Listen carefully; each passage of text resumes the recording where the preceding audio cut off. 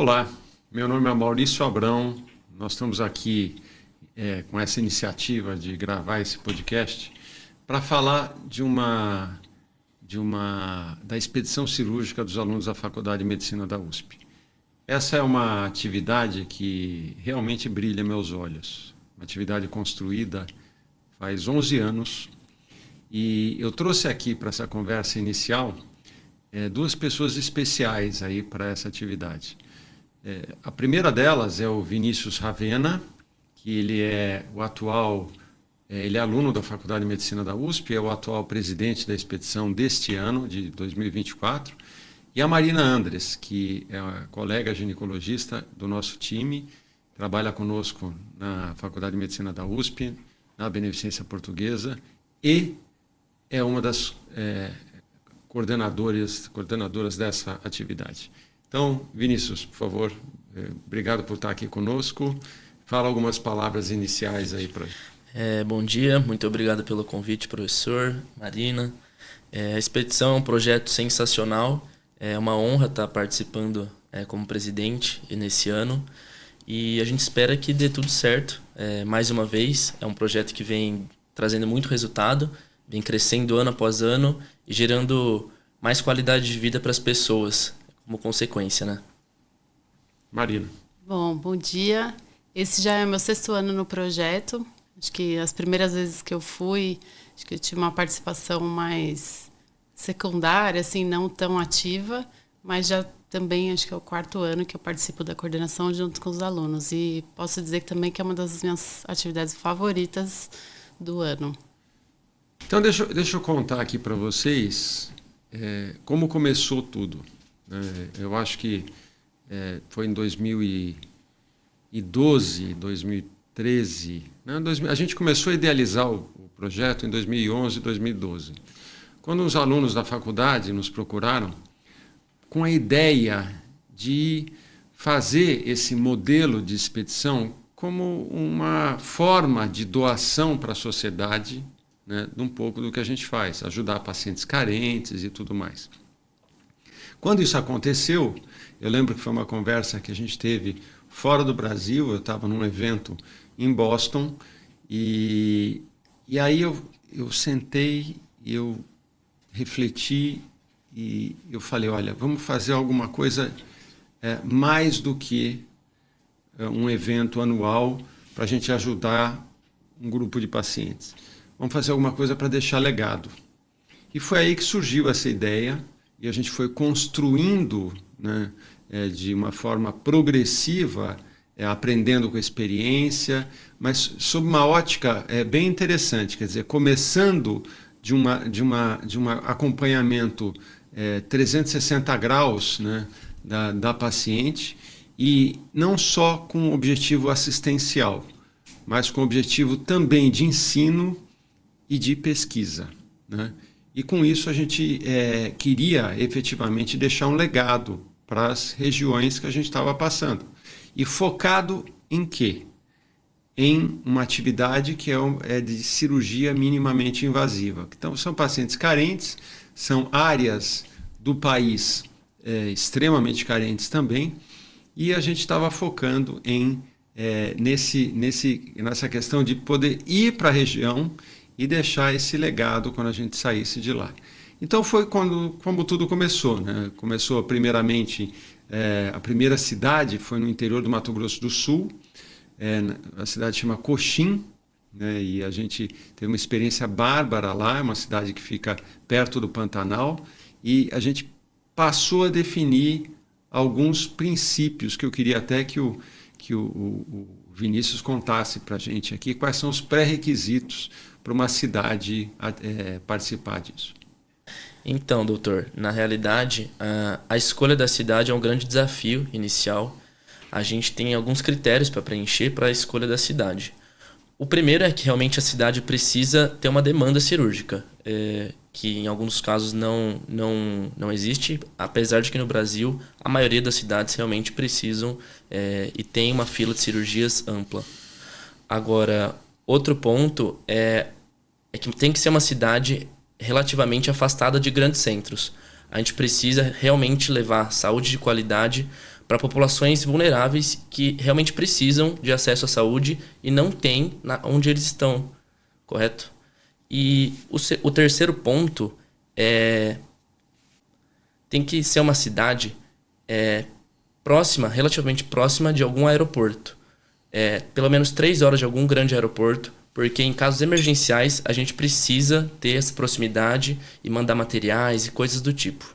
Eu acho que tem também o tamanho da cidade, né, que tem que ter por volta de 50 mil habitantes, é isso? A gente realmente escolhe entre 40 mil a 100 mil habitantes. E tem a questão da característica do hospital que vai nos atender, né? Sim, Que é um hospital que tem que ter aquela semana que eles podem dedicar às salas de centro cirúrgico e internação para nós, e também uma retaguarda de terapia intensiva, se necessário. Graças a Deus, nesses últimos 11 anos, a gente, na primeira expedição, eu me lembro da gente ter tido uma paciente mais idosa que foi submetida a uma cirurgia e teve aí uma suspeita de uma insuficiênciazinha respiratória depois, que acabou não gerando problema. Mas isso disparou aí um farolzinho amarelo de que a gente precisava ter isso como pré-requisito. Então, acho que isso é um detalhe super importante, porque a gente vai construindo isso, obviamente, para dar qualidade de atendimento e com segurança. Sim. Que eu acho que é uma coisa importante. Agora, um outro detalhe fundamental é a gente falar um pouquinho sobre o processo que acontece, porque parece que a expedição é só a gente chegar lá e operar as pacientes, que a gente faz agora no comecinho de julho. Mas é muito mais do que isso, né? Então, quando começa todo o processo? Foi como eu falei. Inicialmente, a gente busca a cidade. E, dentro desse contato inicial, a gente precisa avaliar a infraestrutura da cidade, que aí a gente chama de pré-visita. A gente visita as cidades que a gente anteriormente viu e os critérios estavam todos aceitos. E nessa pré-visita a gente checa a infraestrutura da cidade. Normalmente a gente escolhe cidades com uma infraestrutura razoável. A gente precisa de, no mínimo, 3 salas cirúrgicas para conseguir realizar a expedição cirúrgica, porque a gente consegue realizar muito mais procedimentos com essa infraestrutura. Depois desse processo, a gente vai para a triagem, que é realmente verificar a demanda da cidade, dos pacientes, e realmente indicar a cirurgia para aqueles que realmente necessitam. E só posteriormente a gente vai para a expedição cirúrgica de fato, que é um multirão de cirurgias e exames. Então, olha que interessante, quer dizer, todo esse processo começa logo depois que acaba a expedição cirúrgica do ano anterior. Então, acabou, agora em julho, a gente já começa a identificar quem que vai ser a diretoria, que consiste aí dos alunos, né, que é um grupo de 5, 6 alunos aproximadamente, né, Vinícius? Isso. Que vão compor essa diretoria e que eles são divididos em áreas. E é uma questão de todo o processo, né, um processo que começa por esse lado de gestão. E a medicina moderna nos obriga, né, a passar por isso. Quer dizer, não adianta a gente ensinar um aluno na faculdade de medicina só a examinar uma paciente, a fazer um diagnóstico. Hoje, a coisa vai muito além. E essa coisa da gestão, né, ela está embutida, né, dentro desse processo. Então, a gente identifica a diretoria e automaticamente a gente parte, né, à busca das cidades. Hoje a gente tem uma procura natural de cidades, né, Vinícius, que tem vindo a nós com essa demanda. E o próximo passo é a gente começar a discutir a característica das cidades. Muitas vezes a gente conversa com o prefeito, o secretário da saúde. Tem gente que demora um pouco para entender o programa, né, o projeto.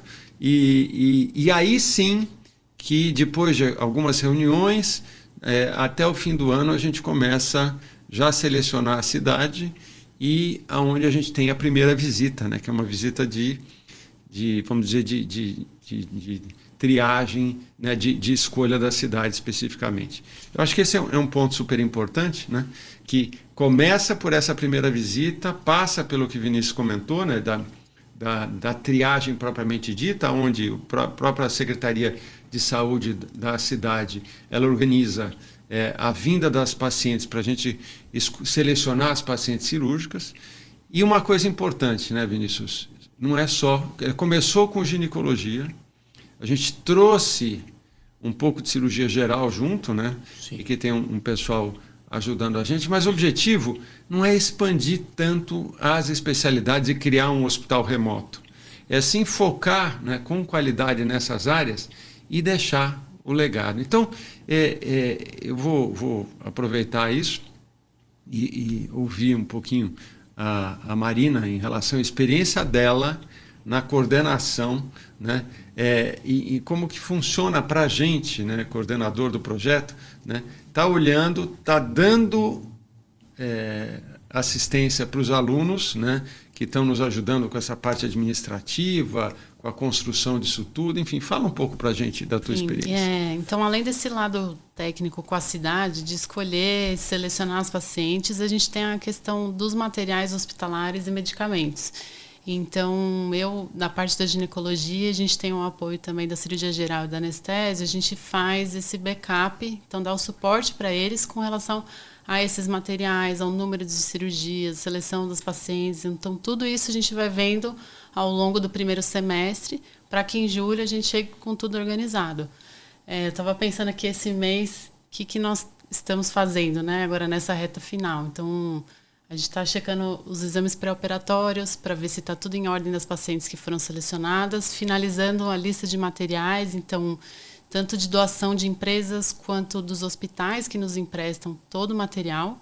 E porque esse equipamento vai todo lá para o hospital, para a gente conseguir realmente fazer as cirurgias com segurança. Então, não é só o atendimento em si, mas a gente faz todo esse levantamento e leva tudo isso para uma cidade remota. Então, essa parte também logística é muito importante, de materiais e das pessoas, né? E por trás disso tudo, então, tem muito essa coisa da gestão do que se chama de processo, né? E a gente procura fazer isso de uma forma ágil, né? Usando o que existe daquele conceito de Agile e Scrum, né? De a gente poder fazer isso com agilidade e para poder, né, atingir o objetivo. Para vocês terem uma ideia, durante todo esse processo eu tenho uma reunião semanal com a diretoria e basicamente com o Vinícius, para a gente discutir detalhe, ver andamento, ver o que está faltando, redirecionar. E aí a gente está, né, Marina, a gente está falando de ginecologia. Quais outras especialidades, então, estão envolvidas? A gente tem a equipe de radiologia. Então, além dos atendimentos, a gente leva os radiologistas e os equipamentos de imagem para dar esse suporte. Então, já atendeu, precisa fazer um ultrassom, ele já é feito ali na hora. Então, vai uma equipe e a imagem. E vai a equipe de anestesia, então, que vão fazer tanto as avaliações pré-cirúrgicas quanto lá no hospital, no mutirão mesmo. E a equipe de cirurgia geral, que faz as cirurgias de hérnia, vesícula e outras coisas pequenas. E tem a patologia também, na anatomia patológica, que também ela ajuda a gente no diagnóstico final, né, depois do procedimento, que antigamente eles iam conosco, mas hoje eles recebem basicamente as peças operatórias. Eu queria que vocês contassem, eu queria ouvir primeiro o Vinícius, depois a Marina, a experiência de vocês na triagem. Quando foi a triagem? Foi em março, né? Final de março, comecinho de abril, assim, foi nessa transição. Então, quantas pessoas foram? O que aconteceu nesse... Acho que foi num feriado, inclusive, foi Semana Santa, inclusive. Foi no feriado da Páscoa, e foi uma experiência incrível, assim. A gente foi numa equipe de 22 pessoas, 6 diretores, que são os alunos da faculdade que organizam o projeto, e alguns ginecologistas, cirurgiões gerais e radiologistas. E a gente fez toda a seleção dos pacientes, né? Foram 2 dias muito intensos, atendimentos do começo ao fim do dia. E é importante ressaltar também que os radiologistas têm que ir nessa parte, não só na expedição, mas também na triagem, para ajudar no diagnóstico e na indicação cirúrgica, né?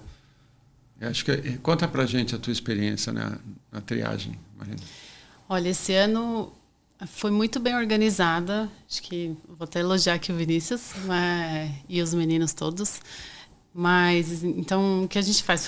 Foram atendimentos, começamos por volta das 8 da manhã e até as 5 da tarde.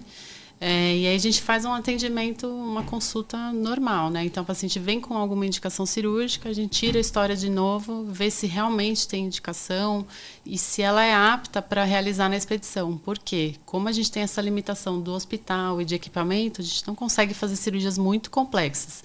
Então, isso também é outra coisa. O que a gente consegue fazer do que a cidade precisa? Então, a gente atende a paciente e se vê a necessidade de fazer o exame de ultrassom, ela já vai, faz na mesma hora, volta para uma reavaliação e a gente já fecha ali a indicação ou não. E aí, uma vez que foi indicada, aí ela passa com o anestesista para fazer uma consulta pré-anestésica, ele determina, né, quais exames ela vai precisar fazer para aquela cirurgia e depois disso ela já está liberada. Então, a paciente fica ali 2 horas e meio que resolve tudo no mesmo dia. E, além disso, nessa triagem, a gente fez também inserção de DIU. Então, no final dos atendimentos, a gente separou uma sala para fazer inserção de DIUs, com ultrassom em sala também. Então, a gente já colocava o DIU, fazia ultrassom para checar se estava ok, se estava bem posicionado e também liberou os pacientes. Não me lembro quantos a gente colocou. Mais de 20. Foram 22, acho que exatamente. Então, algumas coisas interessantes, né, que podem passar pela cabeça de todos, né? E o dinheiro para tudo isso, né? Será que vem do governo, da prefeitura local, do estado, do governo do estado, de doações? Vamos contar para vocês isso? Vinícius, vamos começar a contar como funciona esse processo. A parte financeira é sempre um problema, né? A gente tem que correr bastante atrás e de patrocínios realmente, do apoio de empresas e de doações, mas a grande maioria das coisas a gente consegue através de parceria de empresas, né? Principalmente dos materiais. Quase todos os materiais a gente tem uma independência em relação à cidade, a gente consegue levar para a cidade em si por meio do apoio de várias empresas que a gente veio conseguindo ao longo dos anos. E na parte financeira, o apoio, esse ano a gente conseguiu também um patrocínio com a empresa Medicoff, mas é realmente bem difícil conseguir apoios desse tipo, exclusivamente financeiros. Por isso até é importante, para quem conhece e gosta do projeto e quiser, a gente abriu uma vaquinha online e quem tiver interesse e admirar o projeto pode ajudar e colaborar com a realização, tanto para esse ano quanto para as próximas expedições. Eu vou depois mostrar para vocês o caminho disso, que eu acho que é uma coisa importante, e a gente tem como prestar contas, inclusive, né, Vinícius, em relação a isso. E uma das grandes dificuldades que a gente tem é o transporte, porque como o número de estudantes, médicos, equipe de apoio é grande que vai, né? Mais recentemente a gente teve um apoio muito bacana da Força Aérea Brasileira, da FAB, né? E o ano passado foi a primeira vez que eles participaram conosco e esse ano eles vão mandar um avião, né, para levar os alunos e para buscar os alunos, né, para a cidade, né? A gente vai esse ano para Guarantã do Norte, que é uma cidade no norte do Mato Grosso, e é onde tem uma estrutura para pousar um avião com todo mundo, o material, enfim. E o resto, a gente teve a oportunidade até de fazer conta, né, para quantificar, né, o valor, né, que a gente consegue em doação, que a gente tem mais de R$1,5 milhão aí envolvidos, né, no processo, fora o transporte em si, né? Então, eu acho que é uma coisa super importante para a gente pontuar e com uma transparência absoluta. E vamos ouvir um pouquinho a Marina para a gente contar para vocês o que é essa questão de deixar legado para a gente, né? Marina, conta pra... Eu acho que isso é uma das coisas que eu gosto muito da expedição, que é claro que a gente tem a parte assistencial, que é ir lá e realizar cirurgias em pessoas que estão às vezes muitos anos aguardando, mas o que eu sinto que a gente deixa na cidade é até uma inspiração, porque muitas vezes os profissionais de saúde, os próprios pacientes, só conhecem aquela realidade médica. Então, tem 1, 2 médicos na cidade, o hospital é de pequeno porte, e eles muitas vezes estão conformados e se ajustaram àquilo. E a hora que a gente vai no serviço deles, no hospital deles, e faz esse monte de cirurgia, movimenta o hospital da maneira que a gente movimenta, eu acho que isso abre a cabeça para eles perceberem que eles têm um potencial e que, se houver um investimento, eles conseguem sim tanto aumentar o número de cirurgias, quanto a complexidade, quanto o tipo, que isso é possível de fazer na cidade deles. Então, para mim, isso é um grande legado que a gente deixa, né, de levar um pouco do espírito acelerado de São Paulo, talvez para esses centros, mas eles perceberem que eles têm essa capacidade de crescer, de aumentar a qualidade e a quantidade. Um grande exemplo disso foi que um exemplo, por exemplo, que me vem à mente de Coxim, que já aconteceram outras vezes. Em Coxim tinha um cirurgião lá que ele era muito interessado em cirurgia minimamente invasiva. E quando a gente fala em cirurgia minimamente invasiva, a gente não está falando de supérfluo. A gente está falando do que é essencial nos dias de hoje, que é fazer cirurgias com pequenas incisões e que a gente tem mais resolutividade, a gente trata melhor, a paciente, do ponto de vista de economia de saúde, é melhor também, os ciscos cirúrgicos são melhores, ou seja, é tudo melhor do que a cirurgia aberta, por exemplo. E nessa cidade, em Coxim, esse cirurgião que eu comentei, ele se interessou muito, a gente trouxe ele para São Paulo, treinou ele para ser cirurgião minimamente invasivo, e ele voltou para a cidade. Esse é um legado importante. Em outras situações, as cidades tiveram contato com a indústria e tiveram a possibilidade de terem aparelhos de laparoscopia, né, de cirurgia minimamente invasiva, por custos mais baixos, enfim, trazendo essa possibilidade. Agora, tem um legado que é muito interessante, que a gente não está computando aqui. Vinícius, conta para a gente o legado sobre o aluno da USP, de uma atividade como essa. Eu acho que eu pude participar no passado, primeira vez como aluno, agora como diretor, e é algo realmente que muda a vida da pessoa que vai. Acho que dentro da faculdade, assim, todo mundo almeja participar do projeto. É um projeto que a gente ajuda muito a população, mas também recebe muito em volta, assim.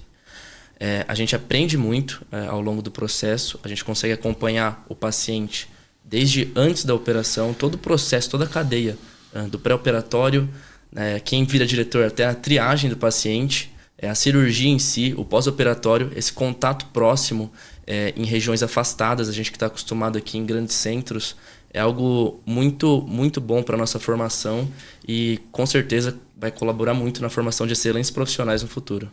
Tem um detalhe nesse sentido que as pessoas ficam imaginando que o aluno vai para operar, vai para aprender cirurgia. Não vai. A gente, do ponto de vista de coordenação, a gente é muito responsável em relação a isso, de saber que a gente está num sítio remoto, com dificuldades, quer dizer, o aluno vai para acompanhar o processo, ele vai para participar da gestão, né?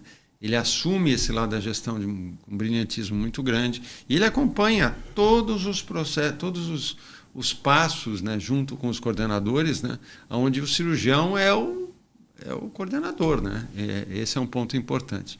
E outro ponto importante é que hoje na Faculdade de Medicina da USP e como outras faculdades, a gente investe muito em áreas, né, que eram chamadas áreas verdes, né, onde a gente dá alternativa para o aluno a ter uma atividade extracurricular, né?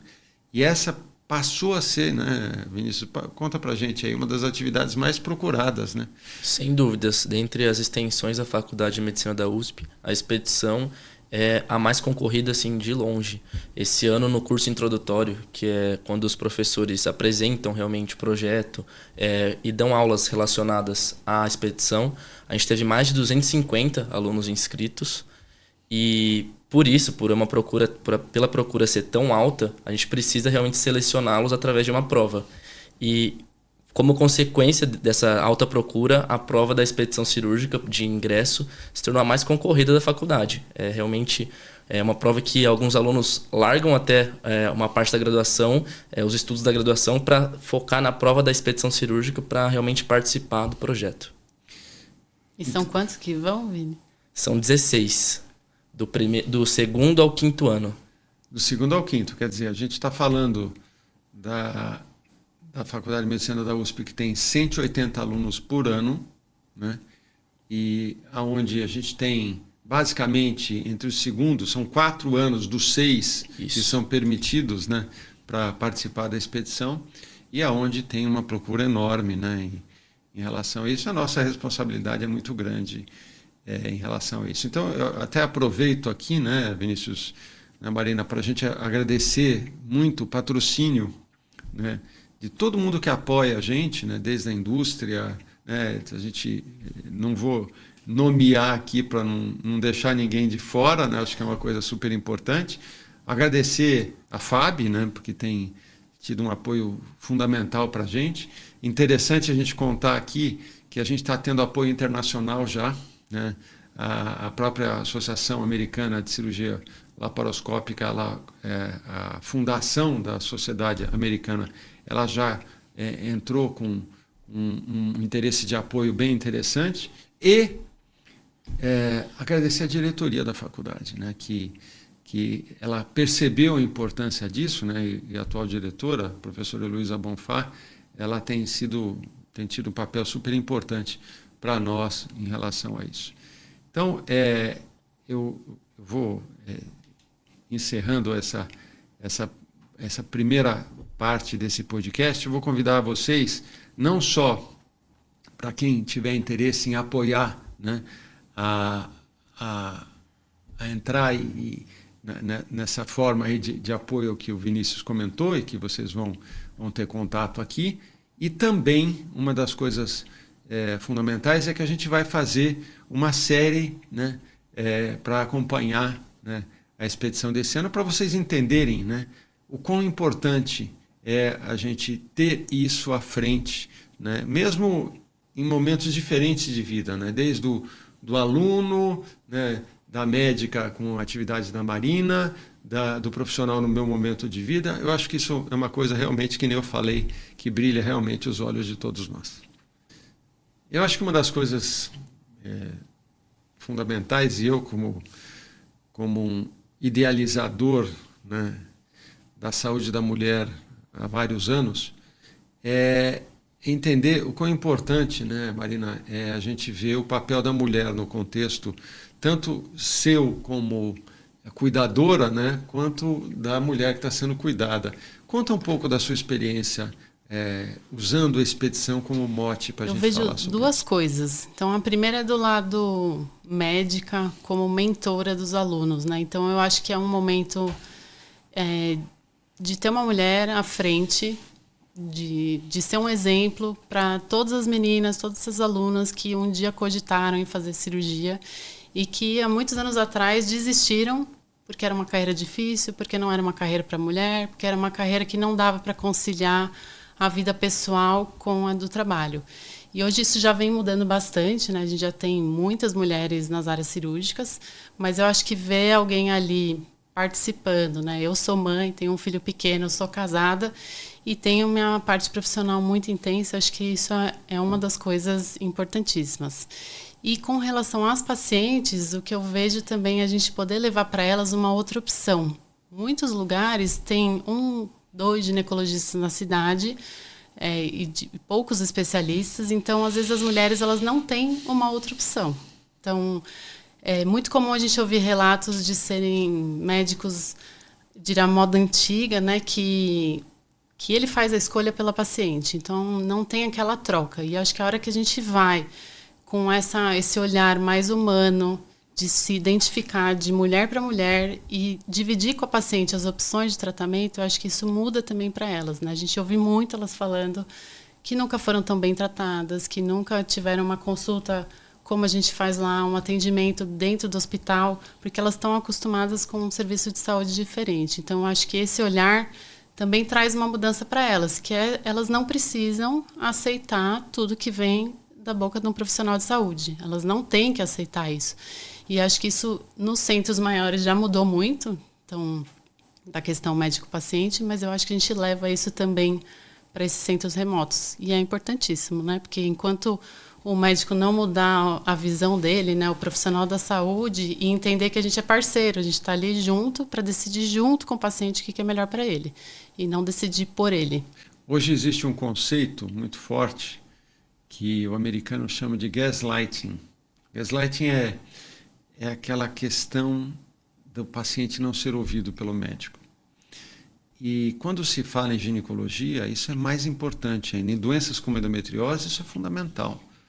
Porque é por isso que o tempo do começo dos sintomas de diagnóstico é grande. O grande exemplo é a endometriose, né? Que o tempo é de por volta de 7 anos, ou quando começam os sintomas de dor, enfim, para menina com menos de 20 anos, isso pode bater 11 ou 12 anos.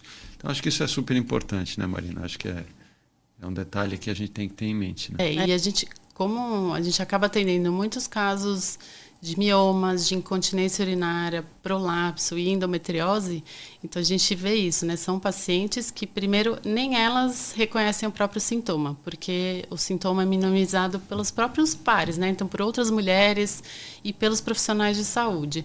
E aí, uma vez que alguém reconhece o sintoma e fala, não, tá bom, não é normal você perder urina, não é normal você ter dor, não é normal essa menstruação excessiva, elas às vezes mesmo assim têm dificuldade em ter uma consulta com o ginecologista, fazer um exame para fazer um diagnóstico e depois de conseguir um tratamento adequado. Então, acho que a gente atua em diversos pontos. Então, você entendeu aqui como funciona um pouco o projeto da expedição cirúrgica dos alunos da Faculdade de Medicina da USP. Eu queria convidar todos vocês a nos acompanharem para uma websérie que a gente vai fazer, com objetivo único, né, de mostrar para todo mundo com transparência todo esse projeto maravilhoso, né, que tem sido feito e trazer detalhes, né, no dia a dia de todo o processo. Então, acompanhem que vocês vão gostar.